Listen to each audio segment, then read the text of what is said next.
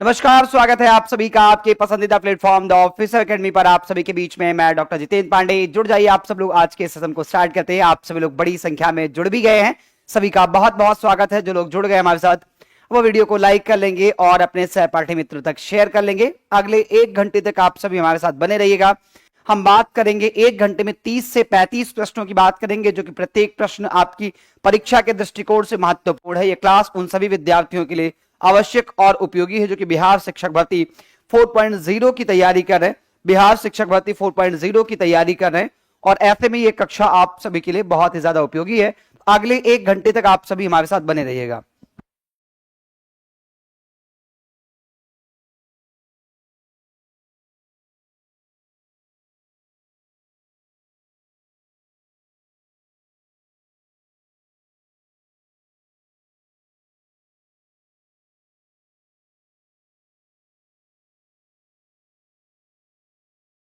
चलिए तो शुरू करेंगे। आज के सेशन की शुरुआत करेंगे प्रश्न संख्या 1 के साथ। आज के सेशन की शुरुआत करेंगे। पहला प्रश्न आपसे कह रहा है, ए के उच्चारण स्थान का नाम बताना है।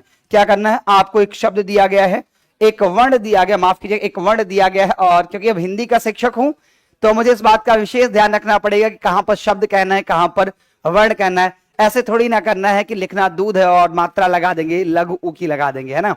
हिंदी के शिक्षक है तो ध्यान तो इस बात का रखना ही पड़ेगा। तो एक वर्ण दिया गया, वर्ण क्या दिया गया, ए दिया गया। क्या दिया गया, ए दिया गया है। और आपसे कहा जा रहा है कि ए के उच्चारण स्थान का नाम क्या है, आपको ये बताना है। तो सबसे पहले आप जानते हैं कि ए क्या है। ए एक संयुक्त वर्ण है। ये क्या है, यह आपका एक संयुक्त स्वर है। आप जानते हैं कि सर ए क्या है, तो आप कहते हैं सर ए जो है एक संयुक्त स्वर है। क्योंकि ए संयुक्त स्वर है तो पहले हमें ये जानना पड़ेगा कि ए बना कैसे है।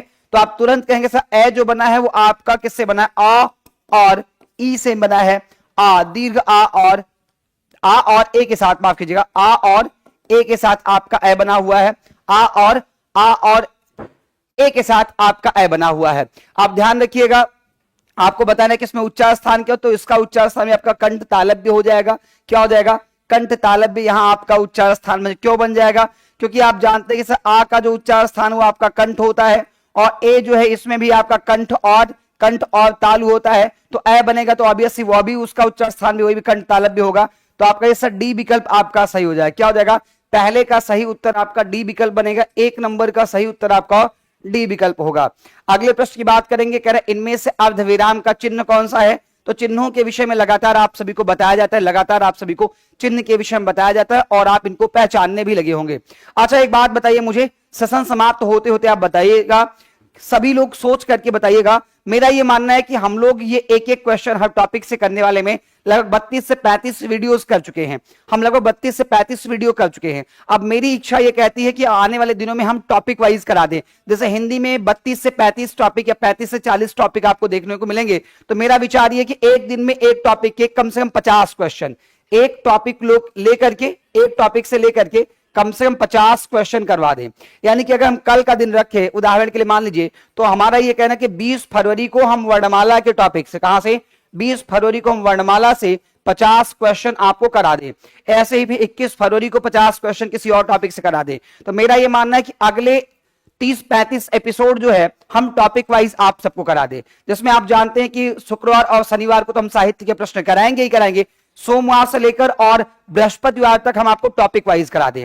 आप लोग क्या कहते हैं मुझे बताइएगा। सेशन समाप्त होते तक अपने विचार रख दीजिएगा। बात करेंगे प्रश्न संख्या 2 के विषय में बात करेंगे। प्रश्न संख्या 2 के विषय में बात करेंगे, क्या इनमें से अर्धविराम का चिन्ह कौन सा है। क्या पूछा गया है, आपसे अर्धविराम पूछा गया है। तो ध्यान रखिए, अर्धविराम और अल्प विराम जो हैं ये अक्सर भ्रम में डाल देते हैं विद्यार्थियों को, विद्यार्थी इसका उत्तर क्या कर लेते हैं, गलत कर लेते हैं। तो देखो ये जो आप जिसको कॉमा बोलते हैं ना, ये आपका क्या, ये आपका अल्प विराम है। ये आपका क्या है, ये आपका अल्प विराम है।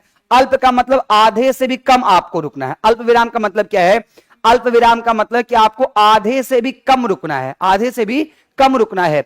और अर्ध विराम का मतलब है कि आपको क्या करना है, आपको आधा ठहर जाना है और रुक जाना है। और पूर्ण विराम पे आप जाते पूरी तरह से वाक्य आपका क्या हो जाता है, वहां पूरा हो जाता है।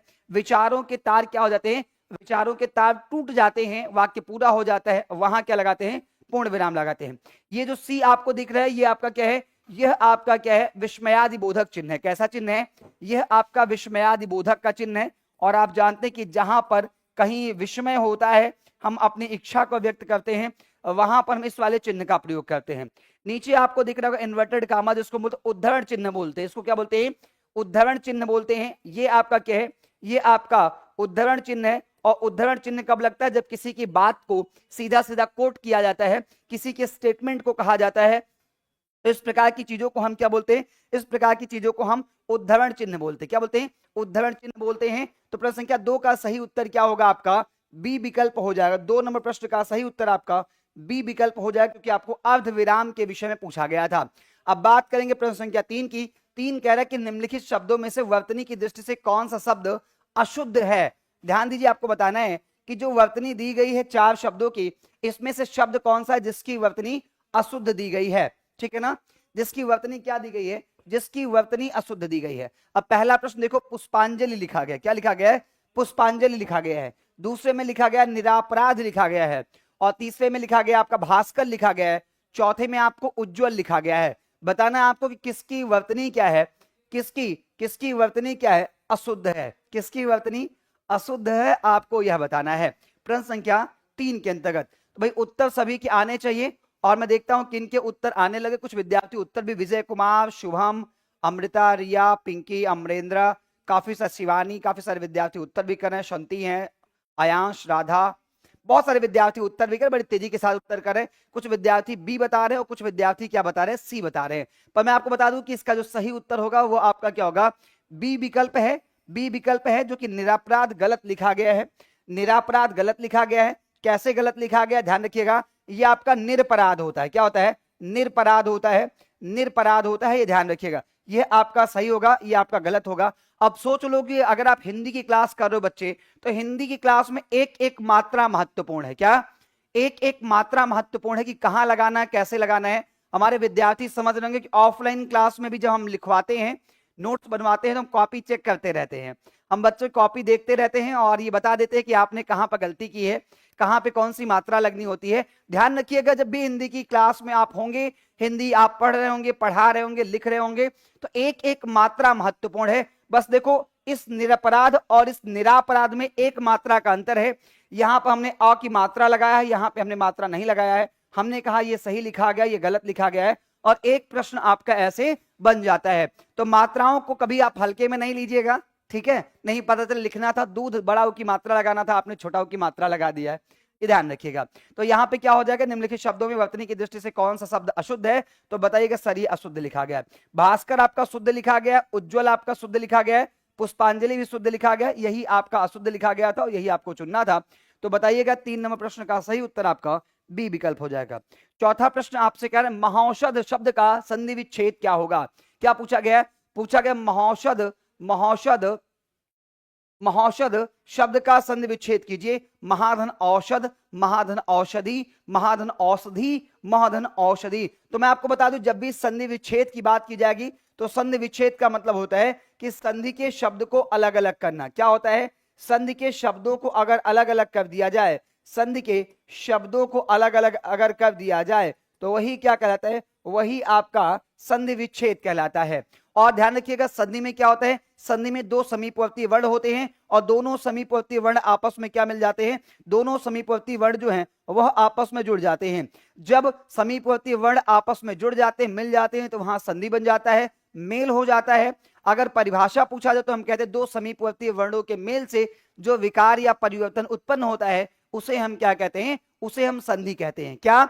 दो समीपवर्ती वर्णों के मेल से जो विकार या परिवर्तन उत्पन्न होता है वह आपका संधि कहलाता है। अब इसका विच्छेद पूछा गया है, तो मैं आपको बता दूं पहले इसमें संधि कौन सी, तो याद रखिएगा इसमें आपका वृद्धि स्वर संधि है। क्या है? इसमें आपका वृद्धि स्वर संधि है और इसका सूत्र होता है वृद्धि रेचि। इसका सूत्र क्या होता है? वृद्धि रेचि होता है। इसमें आपको औ देखने को मिलता है, औ की मात्रा, और आपको ए की मात्रा देखने को मिलता है। क्या देखने को मिलता है?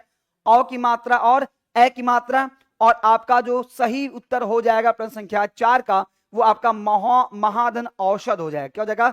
महाधन औषध हो जाएगा। तो 4 नंबर प्रश्न का सही उत्तर ए विकल्प वृद्धि स्वर संधि है, उसका सूत्र होता है वृद्धि रेचि होता है। कैसे पहचानेंगे वृद्धि स्वर संधि को? तो मैंने आपको बताया कि औ और ए की मात्रा आपको देखने को मिल जाएगी।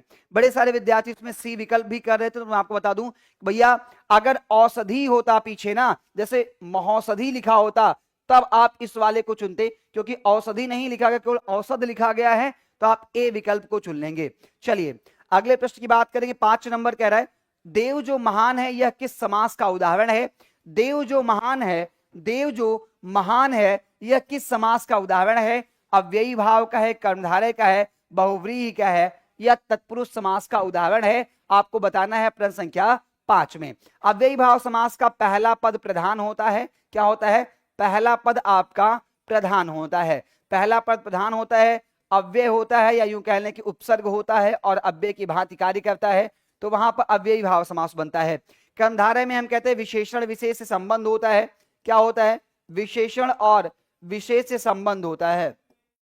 विशेषण विशेष से संबंध होता है, ठीक है, ध्यान रखेंगे। बहुव्रीहि में क्या होता है? अन्य पद प्रधान होता है, अन्य पद प्रधाने बहुव्रीहि, ठीक है, ध्यान रखिएगा, अन्य पद प्रधान होगा, यानी कि दोनों को छोड़कर कोई तीसरा पद प्रधान होगा। अगला प्रश्न कह रहा है, अगला जो है तत्पुरुष समास है। तत्पुरुष में क्या होता है कि समास करने पर विभक्ति चिन्ह गायब हो जाती है। क्या हो जाती है?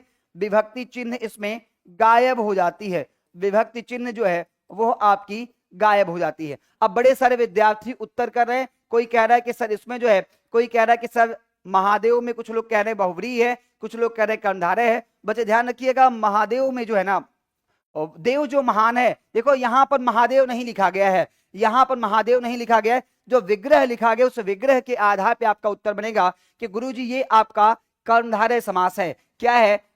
5 नंबर प्रश्न का सही उत्तर आपका बी विकल्प बनेगा, कर्मधारय। इसलिए क्योंकि देव जो महान है, देव जो महान है, देव जो महान है, यानी कि देव के महान होने की विशेषता बताई जा रही है। आपका कर्मधारय समास यहाँ पे सही उत्तर होगा। ऑफिशियली आप सब लोग कर्मधारय समास लगाइए, यानी कि क्या कीजिए, 5 नंबर का बी विकल्प आपका कर्मधारय समास सही हो जाएगा। ठीक है, देखिए यहां महादेव नहीं लिखा गया है, यहां महादेव नहीं लिखा गया है, विग्रह करके कहा गया देव जो महान है, देव जो महान है उस देव की विशेषता बताई जा रही है, विशेषण विशेष संबंध है, इस कारण से आपका क्या होगा? कर्मधारय समास हो जाएगा। ठीक है, अगले विकल्प, अगले प्रश्न की बात करते हैं। प्रश्न संख्या 6, तत्सम शब्द कौन सा है? जरा बताओ कि इनमें से कौन सा शब्द आपका तत्सम है? हम सब जानते हैं कि गुरुजी तत्सम का मतलब होता है, क्या होता है कि संस्कृत के शब्द होते हैं और उनको हम एज इट इज हिंदी में क्या कर लेते हैं, हूबहू हम हिंदी में प्रयोग कर लेते हैं। संस्कृत के शब्दों का जब हिंदी में प्रयोग कर लेते हैं तो यह क्या बन जाता है? हमारा तत्सम शब्द बन जाता है। ठीक है, देखो अब तत्सम आया कहां से? तो आप जानते हैं कि उत्पत्ति के आधार पर 4 प्रकार के शब्द होते हैं। कितने प्रकार के? उत्पत्ति के आधार पर 4 प्रकार के शब्द होते हैं। वो 4 प्रकार के शब्द कौन से हैं जो उत्पत्ति के आधार पे होते हैं? तो आप कहते हैं तत्सम होता है, तद्भव होता है, देशज होता है और विदेशी होता है। ठीक है, 4 होते हैं, 4 तत्सम होता है, तद्भव होता है, देशज होता है और विदेशज होता है। अब ध्यान रखिएगा, सूरज का सूर्य होता है, ठीक है, स्वर्ण का सुवर्ण। दरअसल क्या है कि पूछा गया तत्सम शब्द कौन सा है, तो स्वर्ण जो है ना, स्वर्ण आपका क्या है? ये आपका तत्सम शब्द है। ये क्या है? ये आपका तत्सम है। इसका जो है तद्भव होता सुवर्ण होता है। ठीक है, ध्यान रखिएगा। कुआं का कूप होता है, पर यहां पर सही उत्तर आपका क्या बन जाएगा? बी विकल्प आपका बन जाएगा, बी विकल्प बन जाएगा। 6 नंबर प्रश्न का सही उत्तर आपका क्या होगा? बी विकल्प सही हो जाएगा। कह रहा है तत्सम शब्द कौन सा है? तो स्वर्ण आपका, स्वर्ण आपका क्या है? तत्सम शब्द है। ठीक है, आइए अगले प्रश्न की बात करते हैं। हमारा अगला प्रश्न है 7 नंबर, आगत का विलोम क्या होगा? आगत का मतलब जो आ गया है, जो आ गया है वो आगत है। अब कह रहे हैं आगत का विलोम, तो विलोम का मतलब होता है उल्टा। विलोम का मतलब क्या होता है? उल्टा। ठीक है ना, कह रहे आगत का विलोम क्या होगा? आगत का विलोम क्या होगा? तो आप जानते हैं कि सर आगत का विलोम अनागत हो जाएगा। क्या हो जाएगा? अनागत। अनागत, अनागत का मतलब जो न आया हो, अनागत का मतलब जो न आया हो। जब जब कुरुक्षेत्र की बात की जाती है, कुरुक्षेत्र की बात करते हैं रामधारी सिंह दिनकर जी। अच्छा बताओ जरा, रामधारी सिंह दिनकर जी का जन्म बिहार के किस जिले में हुआ था? और कौन है जो उस जिले से बिलोंग करता है जहां से रामधारी सिंह दिनकर जी का जन्म हुआ था? है कोई जो बता दे कि बिहार के किस जिले से या रामधारी सिंह दिनकर जी आते थे, या उनका जन्म किस जिले में हुआ था? अब देखो, दिनकर जी ने जब कुरुक्षेत्र लिखा, कुरुक्षेत्र के विषय में उनकी दिनकर जी की एक रचना है रश्मि रथी। दिनकर जी की एक रचना है। अच्छा, कोई कह रहा है कि सर विगत होगा। अच्छा, विगत का मतलब होता है बीता हुआ, है ना। विगत का मतलब क्या होता है? बीता हुआ होता है।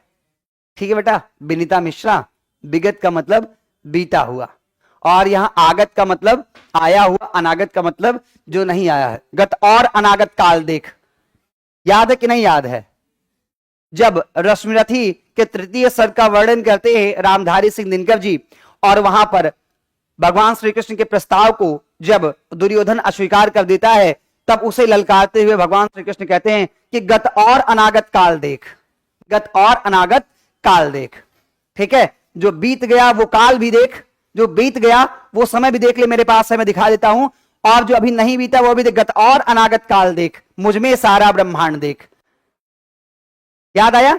तो गत का अनागत का विलोम क्या, मतलब आगत का क्या हो जाएगा? अनागत हो जाएगा। 7 नंबर प्रश्न का सही उत्तर आपका ए विकल्प हो जाएगा। कभी और अवसर मिलेगा तो पंक्तियां पूरी आपको सुनाई जाएंगी रश्मिरथी के तृतीय सर्ग की, मुझे बेहद ही प्रिय पसंद है। बिल्कुल, बेगूसराय से, बहुत बढ़िया। चलिए अगले प्रश्न की बात करते हैं। अगला प्रश्न है 8 नंबर, चिरंतन का पर्याय। कह रहे चिरंतन का पर्यायवाची क्या होगा? शाश्वत होगा, अंतिम होगा, कटु होगा, स्मरणीय होगा। दरअसल चिरंतन का मतलब क्या होता है? जो कंटिन्यूअसली चलता रहे, है ना।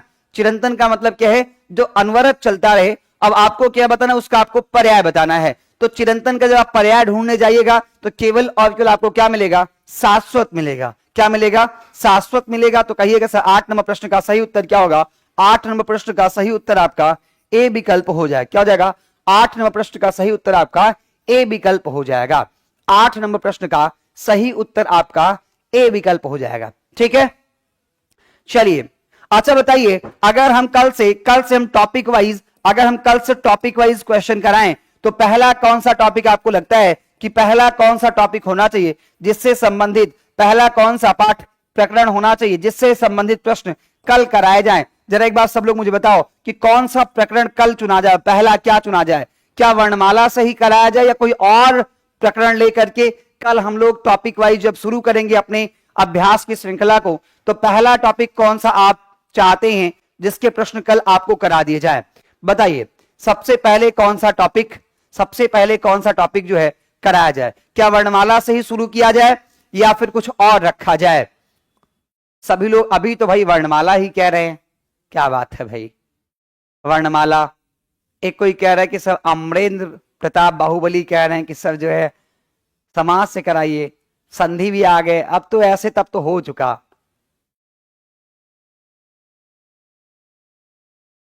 चलिए समझ गया, आप लोगों के भाव को समझ गया। तो चिरंतन का पर्याय क्या हो जाएगा? चिरंतन का पर्याय आपका शाश्वत हो जाएगा। और कल से अब हम लोग टॉपिक, है ना, कल से हम लोग टॉपिक वाइज करेंगे। अगर हमारे पास 38 से 40 टॉपिक हिंदी के बनते हैं तो मान के चलिए अगले 38-40 एपिसोड जो है वो टॉपिक वाइज आप सबके बीच में होने वाले हैं। प्रयास करेंगे प्रश्नों का संकलन बेहतर से बेहतर प्रकार से रखा जाए। बेहतर वो किस आधार पर होगा? जो आपके टीआरई एग्जाम में आता है। टीआरई एग्जाम यानी कि बिहार शिक्षक भर्ती के अंतर्गत जो प्रश्न हिंदी में पूछे जाते हैं, चाहे प्राथमिक स्तर, चाहे उच्च प्राथमिक स्तर या फिर टीजीटी पीजीटी स्तर पर जो भी प्रश्न पूछे जाते हैं उनका समावेश कल से आपको देखने को मिलेगा। आइए अगले प्रश्न की बात करते हैं। प्रज्ञा चक्षु के लिए वाक्यांश बताइए। कह रहा एक शब्द दिया गया, प्रज्ञा चक्षु दिया गया। क्या दिया गया है? प्रज्ञा चक्षु दिया गया है। इसके लिए वाक्यांश क्या होगा? प्रज्ञा चक्षु के लिए वाक्यांश क्या होगा? चक्षु ही जिसकी प्रज्ञा हो, बुद्धि जिसका नेत्र हो, या फिर प्रज्ञा और चक्षु जिसके समान हो, बुद्धि और ज्ञान होने वाली प्रज्ञा। बताइए प्रज्ञा चक्षु, बताइए प्रज्ञा चक्षु के लिए वाक्यांश क्या होगा, यह आपको बताना है। प्रज्ञा चक्षु के लिए वाक्यांश क्या होगा, यह आपको बताना है। ठीक है,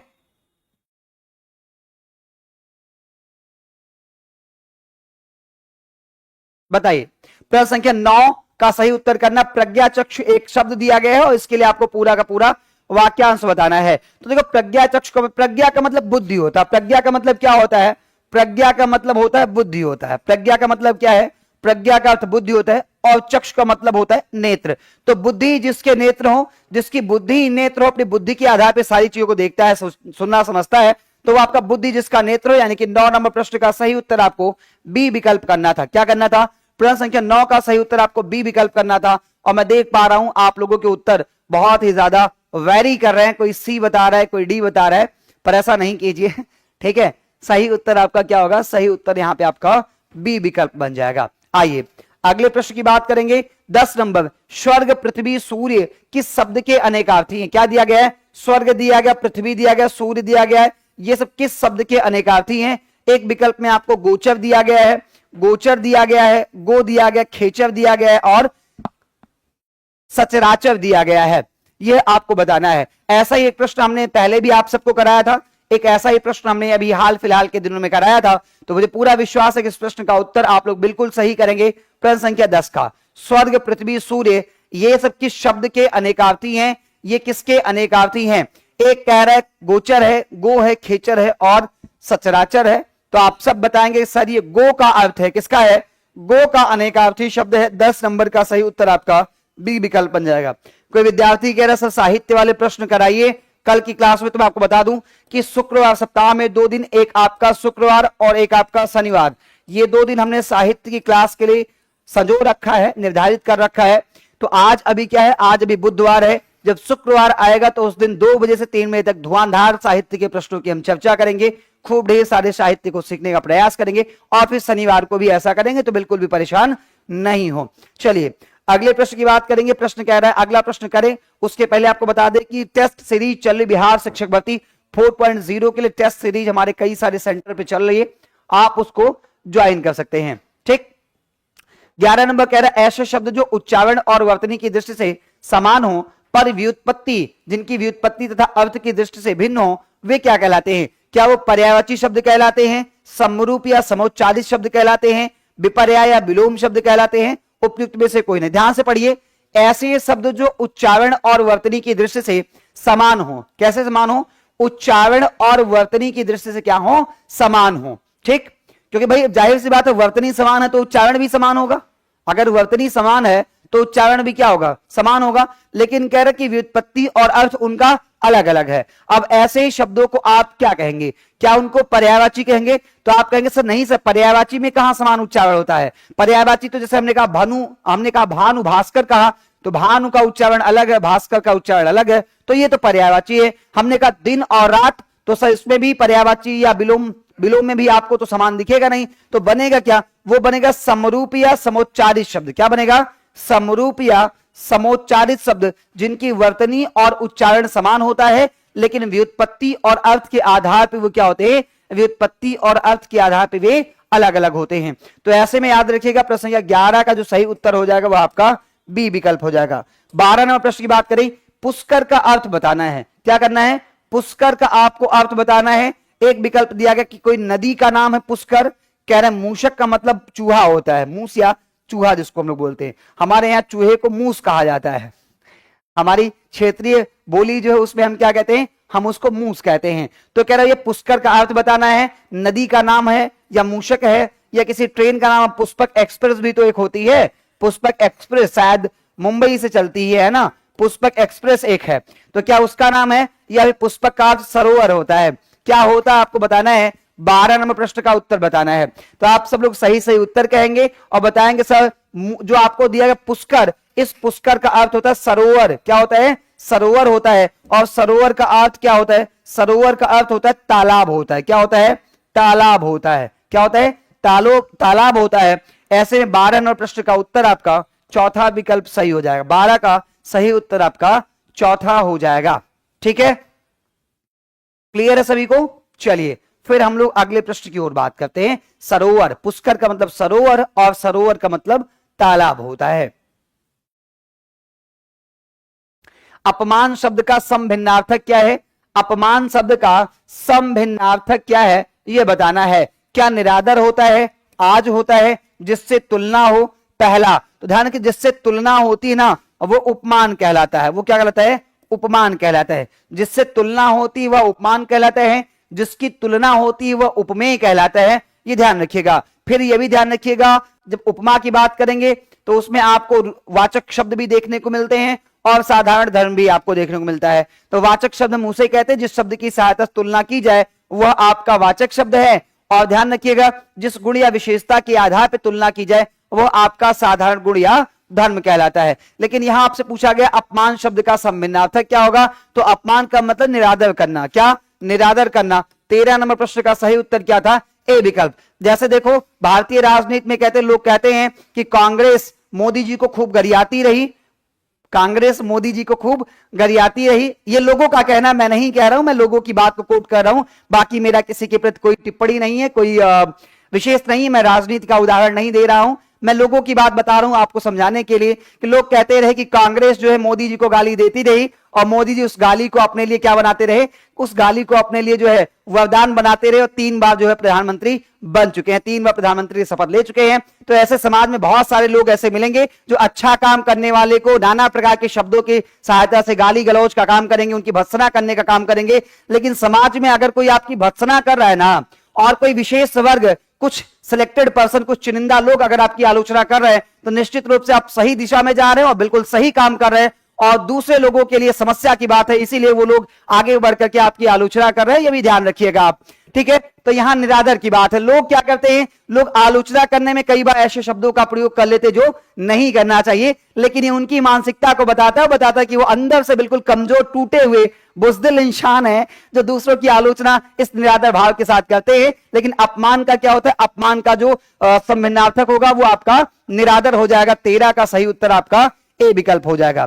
प्रश्न संख्या 14 की बात करेंगे, स्वावलंबी होने के लिए सही मुहावरा क्या है। कई बार कहा जाता है कि स्वावलंबी होना, अब स्वावलंबी होने का सही अर्थ क्या है, यह आपसे पूछा जाए। कह रहे पौ बारा होना, पानी फेर देना, पैरों पे खड़ा होना, फूंक फूंक कर पैर रखना। तो भाई हर कोई चाहता है कि वो क्या बन जाए, हर कोई चाहता है स्वावलंबी बन जाए, अपने लिए आजीविका का, है ना, अपने लिए आजीविका का क्या कर ले, जुगाड़ कर ले, प्रबंध कर ले। बिल्कुल बेटा सही कह रहे हैं, ठीक है। तो भैया स्वावलंबी होने के लिए सही मुहावरा क्या होगा, क्योंकि स्वावलंबी होने का मतलब कि हम अपने पैरों पे खड़े हो जाएं, हम पैरों पे खड़े हो जाएं, अपने लिए आजीविका का प्रबंध कर लें, जो आवश्यकता है उसको हम स्वयं से पूरा कर ले जाएं। ऐसे में स्वावलंबी होने के लिए सही मुहावरा है वो पैरों पे खड़ा होना। क्या है, पैरों पे खड़ा होना है। यानी कि 14 नंबर प्रश्न का सही उत्तर क्या होता है, 14 नंबर प्रश्न का सही उत्तर क्या होता है, सी विकल्प होता है। सही विकल्प आपका क्या हो जाएगा, 14 का सी उत्तर आपका सही हो जाएगा। बात करेंगे प्रश्न संख्या 15 के लिए, लंका का राजा रावण बहुत विद्वान था, इस वाक्य में रेखांकित अंश क्या है।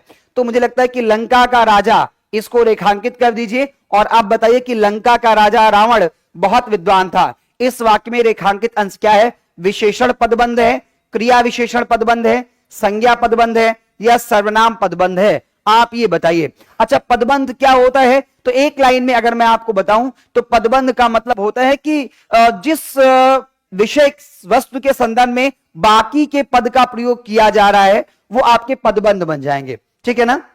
जैसे मान लीजिए संज्ञा के लिए पूरक के तौर पे किसी वाक्य के हिस्से का प्रयोग किया जा रहा है, विशेषण के लिए प्रयोग किया जा रहा है, तो वो हिस्सा जो होगा वो आपका पदबंध बन जाता है। अब कहा जा रहा है कि लंका का राजा रावण बहुत विद्वान था, इस वाक्य में रेखांकित को आपसे पूछा गया क्या हिस्सा कहलाएगा, तो सभी लोग सही उत्तर कर रहे हैं, आपका सी विकल्प बन जाएगा कि यह आपका संज्ञा पदबंध है।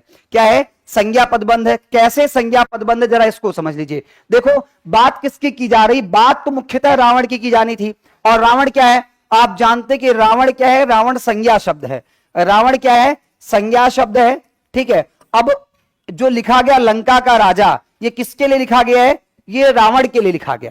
जो लिखा गया लंका का राजा किसके लिए लिखा गया है, ये रावण के लिए लिखा गया है। रावण क्या है, रावण संज्ञा शब्द है और इसी संज्ञा शब्द के लिए इस पदबंध का प्रयोग किया गया है, इसीलिए आपका क्या कहलाएगा, ये आपका संज्ञा पदबंध कहलाएगा। तो 15 प्रश्न का सही उत्तर आपका क्या हो जाएगा, 15 का सही उत्तर आपका सी विकल्प हो जाएगा। बात करेंगे प्रश्न संख्या 16 की बात करेंगे, वह एक अच्छा छात्र है, वाक्य में निश्चयवाचक सर्वनाम कौन सा है। आपसे पूछा गया है वह एक अच्छा छात्र है, इस वाक्य में निश्चयवाचक सर्वनाम क्या है। तो आप जानते हैं कि निश्चयवाचक सर्वनाम भी होता है और अनिश्चयवाचक सर्वनाम होता है। बाकी के विषय में और भी सर्वनाम होते हैं, लेकिन मैं 2 उदाहरण इसलिए दे रहा हूं क्योंकि निश्चय और निश्चय जो है साथ साथ चलते हैं, कई बार इनको साथ में जोड़ा जाता है। देखो निश्चयवाचक की बात किया जाए, निश्चयवाचक की बात किया जाए और अनिश्चयवाचक की बात किया जाए, ठीक है। तो हमने कहा कि निश्चयवाचक क्या है, अनिश्चयवाचक क्या है। तो अनिश्चयवाचक का मतलब जिसमें निश्चित नहीं हो, अनिश्चयवाचक का मतलब है कि जिसमें निश्चित ना हो। जैसे हमने कहा कि कोई, हमने कहा कोई, अब कोई में कौन पता ही नहीं है। हमने कहा देखो कोई आ ना जाए, हमने कहा देखो कोई देख ना ले, देखो कोई सुन ना ले, तो सुनने की संभावना है पर कौन सुनेगा ये नहीं पता है, देखने की संभावना है पर कौन देखेगा ये नहीं पता। तो हमने कहा कोई की बात कर ले, कुछ की बात कर ले, तो ये सब क्या है, ये आपके अनिश्चयवाचक सर्वनाम है। कैसे हैं, ये आपके अनिश्चयवाचक सर्वनाम है। फिर देखो निश्चयवाचक की बात किया जाए तो हमने कहा दिस एंड दैट, हमने क्या कहा, दिस एंड दैट की बात किया। कौन क्या कोई शिवानी बेटा, लेकिन कौन और क्या जो है ये तो आपके प्रश्नवाचक हैं, ये कहां पे आपके निश्चय अनिश्चय में आ जाएगी, ये तो प्रश्नवाचक है बेटा, गलत नहीं करना। निश्चयवाचक का मतलब दिस एंड दैट, यानी कि यह और वह, ये जो सर्वनाम है आपके निश्चयवाचक। जैसे मैंने कहा कि यह कलम मेरी है, तो ये निश्चित हो गया कि कलम किसकी है, मेरी कलम है, यह कलम मेरी है, तो ये आपका निश्चयवाचक है। हमने कहा कि कुछ नहीं है, बाजार में कुछ नहीं मिला, बाजार में कुछ नहीं मिला, तो बाजार में क्या नहीं मिला, कुछ नहीं मिला, इसका मतलब अनिश्चय की विषय में बात है, हम ये एक्सप्लेन नहीं कर पा रहे कि क्या नहीं मिला। ठीक है, तो याद रखिएगा। अच्छा बताओ जरा कि हिंदी में सर्वनाम कितने हैं, बताइए मुझे, हिंदी में सर्वनाम की संख्या कितनी है, जरा मुझे बताइए कि हिंदी में सर्वनाम कितने हैं, ये मुझे बताइए कि हिंदी में सर्वनाम कितने हैं। बहरहाल इस प्रश्न का सही उत्तर क्या हो जाएगा, वह आपका सही उत्तर बन जाएगा। 16 नंबर प्रश्न का सही उत्तर आपका ए विकल्प होगा। लेकिन मुझे बताइए कि हिंदी में सर्वनाम की संख्या कितनी है, हिंदी में सर्वनाम की संख्या कितनी है, आपको यह बताना है। हिंदी में सर्वनाम की संख्या कितनी है ये बताना है। अच्छा लोग 6 बता रहे हैं, 6 तो उसके प्रकार बता रहे हो भाई, मैंने संख्या पूछा कि कुल कितने सर्वनाम हैं। पुरुषवाचक है, निजवाचक है, निश्चयवाचक है, अनिश्चयवाचक है, ऐसे बताना चाह रहे, ये तो प्रकार या भेद है। मैंने टोटल नंबर ऑफ प्रोनाउन पूछा, सर्वनाम की कुल संख्या पूछी है, तो सर्वनाम की कुल संख्या हिंदी में 11 है। कितनी है, 11 संख्या है, याद रखिए कितनी संख्या है, 11 संख्या, कुल सर्वनाम की 11 संख्या हिंदी में है। बिल्कुल, चलिए अगले प्रश्न की बात करते हैं। प्रश्न संख्या 17 है, नेता का स्त्रीलिंग रूप दिए गए विकल्पों में से कौन सा होगा। अब आपसे स्त्रीलिंग और पुल्लिंग के विषय में जब भी पूछा जाए तो मेरी बात को याद रखिएगा, लिंग का मतलब क्या होता है, लिंग का मतलब होता है निशान होता है। क्या होता है, निशान होता है, या जिसको हम कहते हैं कि गुरुजी चिन्ह होता है। क्या होता है, चिन्ह होता है। अब ये क्या है, तो हमने कहा कि संज्ञा का वह रूप जिससे विषय वस्तु के नर या मादा होने का बोध होता है, उसे हम क्या कहते हैं, उसे हम लिंग कहते हैं। अब या तो स्त्रीलिंग होगा या पुल्लिंग होगा, तो क्या पूछा गया, आपसे पूछा गया है नेता का स्त्रीलिंग क्या होगा।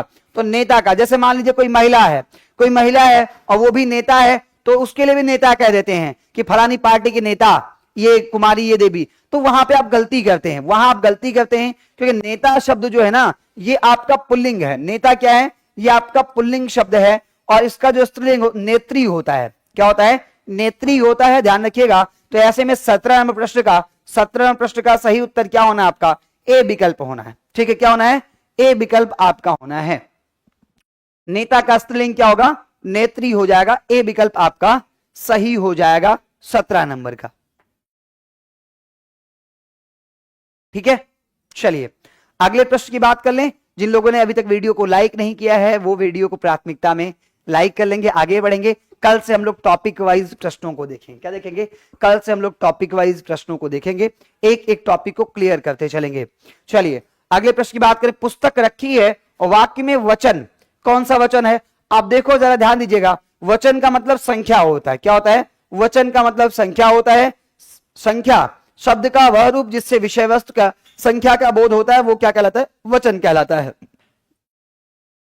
वो क्या कहलाता है, वो आपका वचन कहलाता है। और हिंदी में 2 ही प्रकार के वचन चलते हैं, एक वचन और बहुवचन। याद रखिएगा, हिंदी में 2 ही प्रकार के वचन चलते हैं। एक वचन चलता है, कौन सा वचन, एक वचन चलता है, और इसके साथ क्या चलता है, बहुवचन चलता है। या तो कोई वस्तु एक होगी तो एक वचन, अगर वस्तु या व्यक्ति या कुछ भी अनेक है तो क्या कहलाएगा, बहुवचन कहलाएगा। या तो एक है या फिर अनेक है, ये ध्यान रखिएगा। अब पुस्तक रखी है, ये क्या है, पुस्तक रखी है, तो पुस्तक जो है ना, पुस्तक रखी है एक वचन में है। किसमें है, केवल एक पुस्तक की बात करें, इसलिए एक वचन है। 18 प्रश्न का सही उत्तर क्या हो जाएगा, ए विकल्प हो जाएगा, एक वचन में है। द्विवचन और त्रिवचन जैसी कोई स्थिति बनती नहीं है। मैंने कहा या तो एक होगा या फिर क्या होगा, अनेक होगा, या तो एक होगा या फिर आपका अनेक होगा। ठीक है, तो यहां क्या हो जाएगा, आपका एक वचन हो जाएगा। अगले प्रश्न की बात करेंगे। हमारा जो अगला प्रश्न है 19 नंबर, चूहा बिल से बाहर निकला, इसमें कारक आपको बताना है। क्या बताना है, कारक आपको बताना है कि चूहा बिल से बाहर निकला में कौन सा कारक है। तो मैं आपको बता दूं, हिंदी में जब कारकों की बात की जाएगी, हिंदी में कारक की बात की जाएगी, तो याद रखिएगा हिंदी में कारक कितने हैं, 8 है। कितने कारक हैं, 8 कारक हिंदी में है, आप याद रखिएगा। कर्ता कारक से लेकर के, कर्ता कारक से लेकर के, कर्ता कारक से लेकर के, और ध्यान रखिए संबोधन कारक तक। कहां से कहां तक, कर्ता कारक से लेकर के और संबोधन कारक तक। कहां से, कर्ता से लेकर और संबोधन कारक तक। कुल कारकों की संख्या कितनी है, कितने कारक है, तो 8 कारक है। कितने कारक हैं, 8 कारक, याद रखिएगा। अब कहा गया संप्रदान कारक, तो संप्रदान कारक की जो विभक्ति होती है, जो चिन्ह होता है, वो हम क्या कहते हैं, संप्रदान में हम के लिए का प्रयोग करते हैं। क्या कहते हैं, के लिए का प्रयोग करते हैं, या फिर हम को का प्रयोग करते हैं। ये दोनों आप प्रयोग कर सकते, के लिए और को का प्रयोग करते हैं। अपादान की बात किया तो अपादान में हम से का प्रयोग करते हैं। से का प्रयोग करते हैं किस अर्थ में, अलग होने के अर्थ में। कौन से अर्थ में, तो याद रखिएगा अलग होने के अर्थ में से का प्रयोग किया जाता है अपादान के अंतर्गत। फिर देखो करण कारक में, करण कारक में से का प्रयोग किया, इसका प्रयोग करते हैं, से का प्रयोग करते हैं। और से का प्रयोग कब करते हैं, तो साधनभूत होने की स्थिति में हम से का प्रयोग करते हैं। साधनभूत होने की स्थिति में, साधनभूत होने की स्थिति में से का प्रयोग करते हैं। संबंध कारक में हम का प्रयोग करते हैं, की का प्रयोग करते हैं, के का प्रयोग करते हैं, ना का प्रयोग करते हैं, नी का प्रयोग करते हैं, ने का प्रयोग करते हैं, रा का प्रयोग करते हैं, री का प्रयोग करते हैं, रे का प्रयोग करते हैं। अब चूहा बिल से बाहर निकल रहा है, यानी कि अलग होने के अर्थ में लिखा गया है। क्योंकि अलग होने के अर्थ में लिखा गया है, इसलिए आपका क्या होगा, यह आपका अपादान कारक होगा। क्या होगा, अपादान कारक होगा। 19 नंबर प्रश्न का सही उत्तर आपका बी विकल्प हो जाएगा। चूहा बिल से निकल रहा है, रेलगाड़ी प्लेटफॉर्म से जा रही है, हिमालय से गंगा निकल रही है, पेड़ से पत्ते गिर रहे हैं, आंख से आंसू बह रहे हैं। जो कुछ भी आपसे कह दिया जाए जिसमें दो विषय वस्तुओं के अलग होने की बात की जाए, वहां पे आपका अपादान कारक हो जाता है। आगे बढ़ेंगे, अगले प्रश्न की बात करेंगे। अगला प्रश्न 20 नंबर, निम्नलिखित विशेष विशेषण युग्मों में एक गलत दिया गया है। अब ध्यान दिए, विशेष और विशेषण युग्म का मतलब होता है जोड़ा। युग्म का मतलब क्या होता है, युग्म का मतलब होता है जोड़ा, और विशेष विशेषण का जोड़ा दिया गया है। विशेषण क्या होता है, तो ध्यान रखिएगा, विशेषण वह होता है जो संज्ञा सर्वनाम की विशेषता बताए। जो क्या करता है, जो संज्ञा या सर्वनाम की विशेषता बताता है, संज्ञा या सर्वनाम की जो विशेषता बताता है, वह आपका विशेषण कहलाता है। और विशेष क्या होता है, जिसकी विशेषता बताई जा रही होती है, वह संज्ञा या सर्वनाम जिसकी विशेषता बताई जा रही होती है, उसे हम विशेष कहते हैं। उसे हम कहते हैं विशेष। तो जिसकी विशेषता बताई जा रही है, चाहे वो कोई संज्ञा हो या फिर कोई सर्वनाम, जिसकी विशेषता बताई जा रही, जिसकी विशेषता बताई जा रही, वो आपका क्या कहलाएगा, वह आपका विशेष कहलाएगा। तो देखो बिहल, बिहल का भाव होगा, है ना, भाव बिहवल की बात करते हैं, भाव क्या होंगे, बिहवल होंगे। फिर देखो कर्म क्या होंगे, कर्म हमारे निष्ठावान होते हैं। रोटी ताजी, है ना, रोटी कैसी होती है, ताजी होती है। बस बात यहां सर्व सुलभ की बात नहीं होगी। सर्व सुलभ जो है ना, ये आपका विशेषण विशेष संबंध ठीक नहीं दिया गया है। तो 20 नंबर प्रश्न का उत्तर आपको ए विकल्प करना था। क्या करना था, प्रश्न का 20 का सही उत्तर ए विकल्प करना था। और आप लोग क्या लगा रहे हैं, अच्छा जी, सब लोग डी वाला विकल्प टीपे जा रहे हैं। कहीं ऐसा तो नहीं किसी एक ने कर दिया डी विकल्प और बस सभी ने उसी को टीप दिया। अगर ऐसा कर दिया आपने तो गलत कर दिया, है ना। यहां पे सही उत्तर आपका क्या बनेगा, ए विकल्प आपका बनेगा, जिसमें आप देख पा रहे विशेषण विशेष का संबंध उचित प्रकार से नहीं दिया गया है। ठीक है, आइए अगले प्रश्न की बात करते हैं। अगला प्रश्न हमारा 21 नंबर है। उससे पहले टेस्ट सीरीज के विषय में आप सबको याद दिला दें। आप सब जानते हैं कि हमारे सभी सेंटर पे, चाहे हम नियर पीएन एंग्लो स्कूल पारस कंपाउंड पटना की बात कर लें, या सेंट्रल बैंक के ऊपर नया टोला पटना की बात कर लें, या नाथ कुटी कॉम्प्लेक्स मुशल्लापुर हाट पटना की बात कर लें, इन तीनों सेंटर्स पे टेस्ट लगातार चल रहे हैं। टेस्ट की टाइमिंग है मॉर्निंग 7 AM से लेकर के 9 AM तक एक टेस्ट चलता है, और दूसरा आपका 5 PM से लेकर के 7 PM तक आपका दूसरा टेस्ट चलता है। तो आप अपने सुविधा अनुसार टाइम स्लॉट को चुनिए और हमारे टेस्ट सीरीज को ज्वाइन कर लीजिए। 21 नंबर प्रश्न क्या कह रहा है, 21 नंबर प्रश्न आपसे कह रहा है कि उसने नहाकर भोजन किया। क्या किया, उसने नहाकर भोजन किया। इस वाक्य में नहाकर निम्नांकित में से किस क्रिया का उदाहरण है। आप ध्यान दीजिएगा, ध्यान दीजिएगा, आपसे कह रहा है संयुक्त क्रिया है, प्रेरणार्थक क्रिया है, द्विकर्मक क्रिया है, पूर्वकालिक क्रिया है। तो देखो बात ऐसी, प्रेरणार्थक क्रिया वे होती है जिसे कर्ता स्वयं नहीं करता है, जिसे कर्ता स्वयं ना करके किसी अन्य से, जिसे कर्ता स्वयं ना करके किसी अन्य से कराता है या किसी अन्य के द्वारा उसको संपादित किया जाए, वो आपकी प्रेरणार्थक क्रिया कहती है कि हम एक प्रकार से आपको प्रेरित करने का काम करते हैं, लेकिन कार्य हम स्वयं नहीं करेंगे। द्विकर्मक क्रिया का मतलब होता है जिसमें दो कर्म उपस्थित हो। कितने कर्म होते हैं? दो कर्म। पूर्वकालिक क्रिया का मतलब है कि मुख्य क्रिया से पहले क्रिया घटित हो जाए, है ना। तो देखो कह रहा है कि उसने नहाकर भोजन किया। भोजन करना आपकी क्रिया है। क्रिया क्या है? भोजन करना। और इस भोजन करने से पहले क्या? नहाने का काम वो कर ले रहा है। तो आप कहिएगा सर प्रश्न संख्या 21 जो है इसका सही उत्तर आपका डी विकल्प बनेगा। क्या बनेगा? 21 का सही उत्तर आपका डी विकल्प बन जाएगा कि उसने क्या किया? उसने आपका नहाकर भोजन किया। उसने क्या किया? नहाकर भोजन किया। 21 का सही उत्तर डी विकल्प हो जाएगा।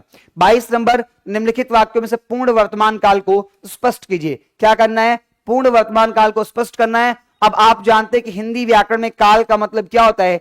हिंदी व्याकरण में काल का मतलब होता है समय होता है।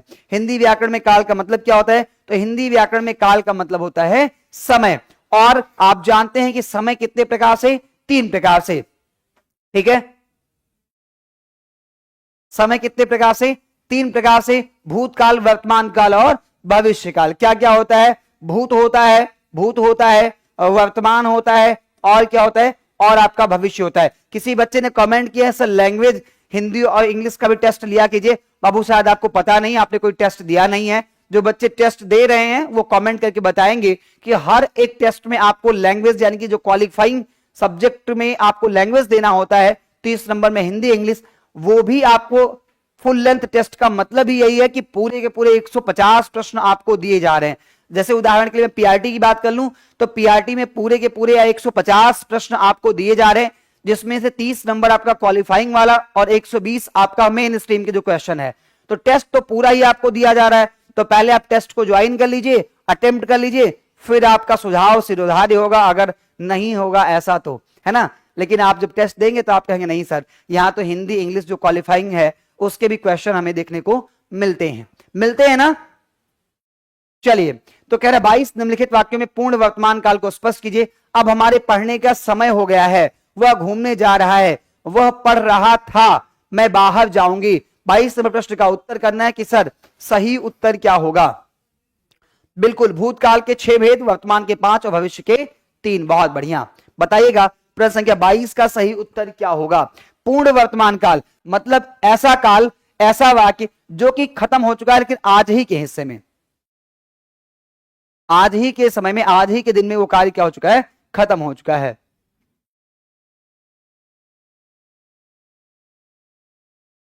चलिए, तो सही उत्तर क्या होगा?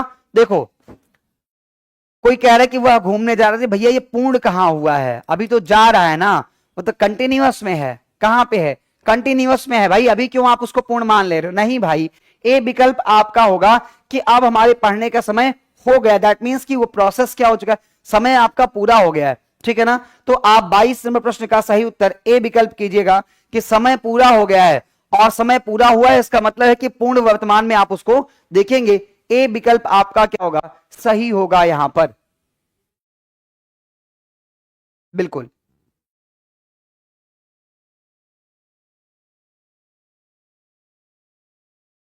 चलिए अगले प्रश्न की बात करेंगे। 23 नंबर प्रश्न कह रहा है, 23 नंबर प्रश्न कह रहा है कौन सा शब्द अव्यय नहीं है? बताइए कौन सा शब्द अव्यय नहीं है। तो मैं रोज आपको एक बार जरूर बताता हूं कि अव्यय का मतलब होता है, अव्यय का अर्थ होता है अविकारी शब्द। अव्यय का अर्थ क्या होता है? अव्यय का अर्थ होता है अविकारी शब्द होता है। क्या होता है? अविकारी शब्द होता है जिसमें कोई विकार उत्पन्न नहीं होता है। आप जानते हैं कि जिसके ऊपर लिंग वचन कारक, जिस शब्द के ऊपर लिंग वचन कारक का कोई प्रभाव नहीं पड़ता है, वह आपका क्या कहलाता है? वह आपका अव्यय कहलाता है।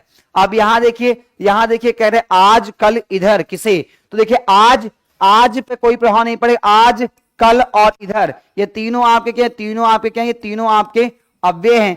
किसे की बात कर लेंगे?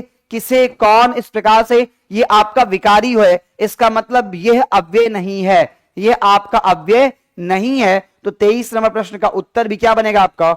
डी विकल्प बन जाएगा। 24 नंबर प्रश्न की बात करेंगे। प्रत्येक शब्द में उपसर्ग है। तो आप जानते हैं उपसर्ग का मतलब जो शब्द के आगे जुड़ते हैं। कहां जुड़ते हैं?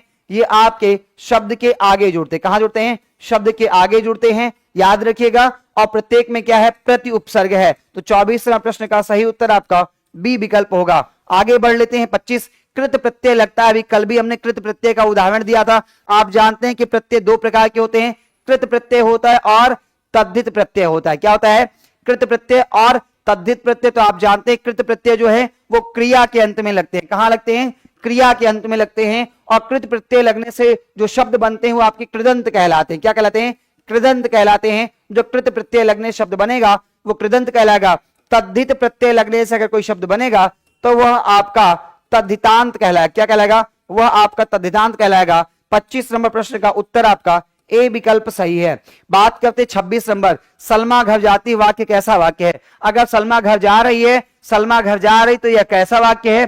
कह रहे हैं सरल वाक्य है, निषेधात्मक वाक्य है, आज्ञार्थक वाक्य है, इच्छार्थक वाक्य है। तो बिल्कुल सीधी सी बात है कि सलमा घर जा रही है, न इसमें उसकी कहीं इच्छा दिख रही है, न उसको किसी ने आज्ञा दिया है, ना उसको किसी ने मना किया है। अगर मना करते तो निषेधात्मक वाक्य हो जाता। अगर उसको आदेश दिया था कि सलमा घर जाओ, ऐसे कहा जाता कि सलमा घर जाओ, तो फिर आप कहते हैं सर ये जो आज्ञार्थक वाक्य है सही अर्थों में क्या है? आपका सरल वाक्य है। क्या है? सरल वाक्य है। 26 नंबर प्रश्न का उत्तर आपका ए विकल्प सही है। आगे बढ़ेंगे, 27 नंबर की बात करेंगे। निम्नलिखित से शुद्ध वाक्य का चयन कीजिए। चाय ठंड हो गया, तो चाय ठंड नहीं, चाय ठंडी होती है, क्योंकि चाय क्या है? चाय जो है ये आपके स्त्रीलिंग में प्रयोग किया था। किसमें? स्त्रीलिंग में प्रयोग किया था, ध्यान रखिएगा। 26 नंबर प्रश्न का उत्तर आपको करना है और बताना है कि इसका सही उत्तर क्या होगा।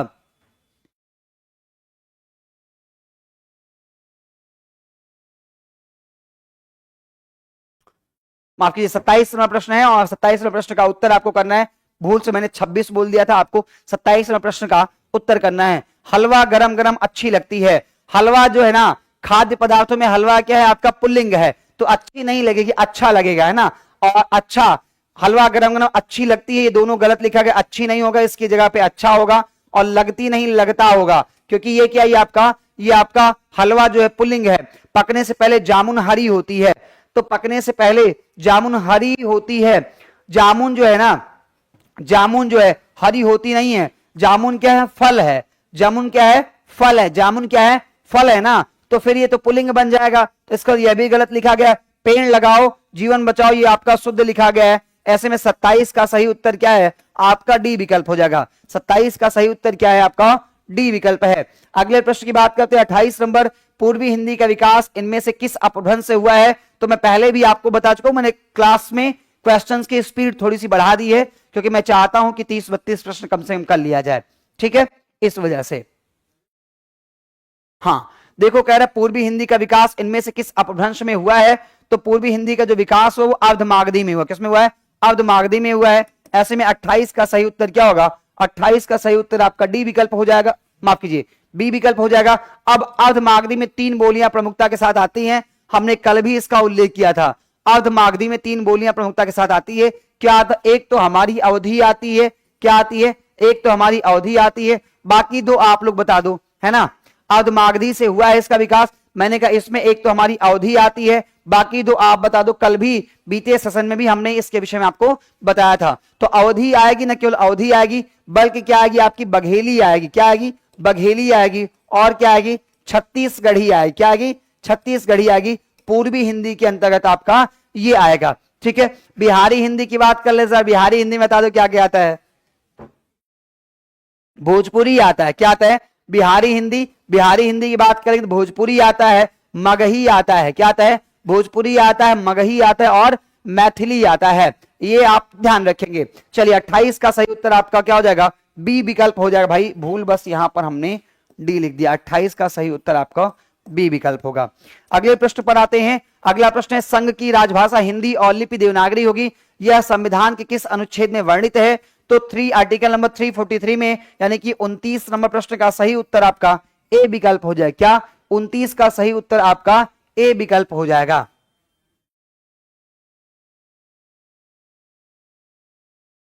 चलिए अगले प्रश्न की बात करते हैं, 30 नंबर प्रश्न की बात करते हैं। कह रहा भरत मुनि के अनुसार रसों की संख्या कितनी है? रस ही टॉपिक पढ़ा रहे हैं, आप सब जानते हैं कि भरत मुनि महोदय ने, भरत मुनि ने रसों की संख्या कितनी बताई है? तो आप जानते हैं कि भरत मुनि ने रसों का जो उल्लेख किया वो अपने नाट्य शास्त्र में किया। किसमें किया है? नाट्य शास्त्र में इन्होंने, नाट्य शास्त्र में इन्होंने, नाट्य शास्त्र में इन्होंने रसों का उल्लेख किया है। और रस सूत्र जब इन्होंने दिया तो रस सूत्र दिया तो रस सूत्र के अंतर्गत इन्होंने स्थायी भावों का जिक्र नहीं किया, पर रसों के अंतर्गत ध्यान रखिएगा, रसों के अंतर्गत इन्होंने कितने रस बताए? केवल और केवल 8 रस बताए। कितने रस बताए? 8 रस बताए। वैसे रसों की संख्या आप 9 पढ़ते हैं। कितने पढ़ते हैं? रसों की संख्या आप 9 पढ़ते हैं, लेकिन भरत मुनि ने कहा नहीं भैया 8 ही रस हैं। यानी कि जो शांत रस है, क्या है? जो आपका शांत रस है, जिसका स्थायी भाव क्या होता है? निर्वेद होता है। क्या होता है? निर्वेद। रेमन तन कागज का पुतला, है ना? ये उदाहरण किसका है? ये आपके शांत रस का उदाहरण है। कहते हैं कि रेमन तन कागज का पुतला, रेमन तन कागज का पुतला, पड़ती बूंद बिनस जाए क्षण में, गर्व करे क्यों इतना, है ना? रेमन तन कागज का पुतला, रेमन तन कागज का पुतला, परत बूंद बिनस जाए क्षण में, गर्व करे क्यों इतना। ये जिस शरीर पे आप इतना गुमान कर रहे हैं ना, ये क्या है? ये आपका कागज का एक पुतला मात्र है। इस पे एक बारिश की बूंद पड़ जाएगी, क्या हो जाएगा? क्षण भर में ये क्या हो जाएगा? नष्ट हो जाएगा। तो फिर इस पे इतना गुमान क्यों करते हो भाई? क्यों इतना गुमान करते हो आप इस चीज पर? क्योंकि ये तो है तन कागज का पुतला ही है, लेकिन जब भी इस प्रकार की बात किया जाए तो आपका शांत रस होगा और इसका स्थायी भाव निर्वेद होता है। सुबह क्लास पढ़ा, किसी विद्यार्थी ने कमेंट किया कि जब मैं था तब हरि नहीं, अब हरि है मैं नाई, सब अधियारा मिट गया जब दीपक देखा माई। है, जब मैं था तब हरि नहीं, अब हरि है मैं नाई, सब अंधियारा मिट गया जब दीपक देखा माई। अब आप इसका अर्थ लगाते रहिएगा। मैं का मतलब यहां अहंकार से है और हरि का मतलब ईश्वर के वास से, कि जब तक मेरे अंदर अहंकार था तब तक ईश्वर भाव हमारे अंदर नहीं आया, लेकिन जब ईश्वर भाव मेरे अंदर आ गया तो अब हमारे अंदर मैं यानी कि अहंकार नहीं है। ठीक है, तो भरत मुनि के साथ रसों की संख्या कितनी है? तो याद रखिएगा रसों की संख्या कितनी है? 8 रस हैं। कितने रस हैं? 8 रस हैं। ठीक है, चलिए अगले प्रश्न की बात करते हैं। 31 नंबर, मुदित मनोहर मानस देखा पंक्ति में अलंकार क्या है? तो अलंकार का मतलब आप जानते हैं आभूषण। आभूषण क्या? काव्य की शोभा बढ़ाने वाले जो होते हैं, है ना? काव्य की शोभा बढ़ाने वाले जो विषय वस्तु होते हैं वे आपके अलंकार कहलाते हैं। वे क्या कहते हैं? अलंकार कहलाते हैं। यमक अलंकार होगा तो आप कहते हैं एक शब्द पुनि पुनि रहे, अर्थ और ही और, यानी कि एक शब्द बार बार प्रयोग किया जाए, हर बार उसका अर्थ प्रयोग अलग अलग निकल करके आए। जैसे वो बालक अभी कमेंट करेगा, एक बालक है वो कमेंट करता है जब भी यमक अलंकार का नाम आता है तो कमेंट करता है कि सजना है सजना के लिए। अभी यमक अलंकार आते हुए तुरंत वो कमेंट करेगा। तो यमक तब होता है जब एक शब्द के कई अर्थ निकलते हैं, एक शब्द बार बार प्रयोग किया। ऐसे लिखिएगा, एक शब्द क्या होता है? एक शब्द बार बार आता है पर उसके हर बार अर्थ क्या होते हैं? अर्थ अलग अलग होते हैं। तो वहां पर आपका क्या होता है? वहां पर यमक होता है। अनुप्रास में आप जानते हैं एक ही वर्ण की आवृत्ति होती है। क्या होता है? एक ही वर्ण की आवृत्ति होती है। उपमा में आप जानते हैं कि उपमेय उपमान का प्रयोग किया था, उपमेय और उपमान का प्रयोग किया था, पर तुलनात्मक रूप से किया था। किस रूप से? तुलनात्मक रूप से। रूपक में आप जानते हैं कि उपमेय में उपमान का अभेद आरोप होता है। उपमेय में उपमान का अभेद आरोप होता है, तो वहां पे क्या होता है? वहां पे आप ध्यान रखिएगा, अभेद आरोप होने पर रूपक होता है। लेकिन मुदित मनोहर मानस देखा में कौन सा अलंकार है? अनुप्रास अलंकार है। 31 नंबर प्रश्न का सही उत्तर आपका बी विकल्प हो जाएगा। 31 का सही उत्तर आपका क्या हो जाएगा? बी विकल्प हो जाएगा।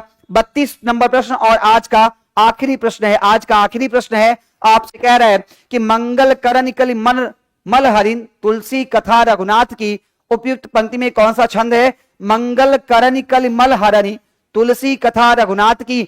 इसमें आपको छंद बताना है। तो देखो, चौपाई छंद की बात कर रहा है, हरगीतिका की बात कर, रोला की बात कर, मालिनी की बात कर रहा है। तो मैं आपको बता दूं छंदों के विषय में, छंद मुख्यतः 3 प्रकार के होते हैं। छंद मुख्यतः 3 प्रकार से होते हैं। इसमें जो प्रयोग किया गया मात्रिक छंद का प्रयोग किया गया है। मात्रिक छंद यानी कि मात्राओं के आधार पर छंद पहचाना गया है। और यहाँ पे आपका हरिगीतिका छंद दिया गया। क्या दिया गया? उपयुक्त पंक्ति में, उपर्युक्त पंक्ति में हरिगीतिका छंद है। अब हरिगीतिका छंद क्या है? ध्यान रखिएगा, ये आपका सममात्रिक छंद है। क्या है? सममात्रिक छंद है। इसके प्रत्येक चरण में 28 मात्राएं होती हैं। इसके प्रत्येक चरण में कितनी मात्राएं होती हैं? 28 मात्राएं होती हैं। ध्यान रखेंगे, हरिगीतिका छंद के प्रत्येक चरण में 28 मात्राएं होती हैं। कुल कितने चरण होते हैं? कुल 4 चरण होते हैं। कितने चरण?